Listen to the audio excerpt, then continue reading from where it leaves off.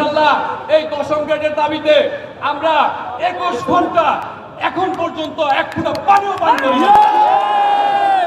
শাহবাগের দিকে অগ্রসর হই, তখন আমাদের সাথে পুলিশের কিছু ধস্তাধস্তি হয়।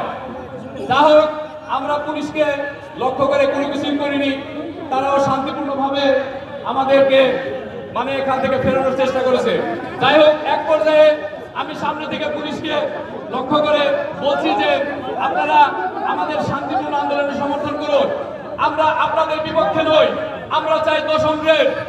সহকারী শিক্ষকদের দশম গ্রেডের জন্য আমরা যখন ওখানে কথা কাটাকাটি করি, তখন আমাদেরকে একের পর এক গ্রেপ্তার করে নিয়ে যাওয়া হয় এবং গ্রেপ্তার করার পরে আমাদেরকে অনেক বলেছে যে আপনারা কিছু খান, আপনারা কিছু খান। ইনশাল্লাহ এই দশম গ্রেডের দাবিতে আমরা 21 ঘন্টা এখন পর্যন্ত এক ফোঁটা পানিও পান করি না। ইনশাল্লাহ এখনো অনশনে আছি, আরো অনশনে থাকবো।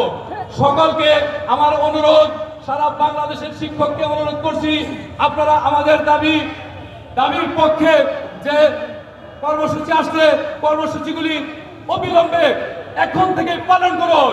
ইনশাআল্লাহ দশম গ্রেড আমাদের দ্বার প্রান্তে।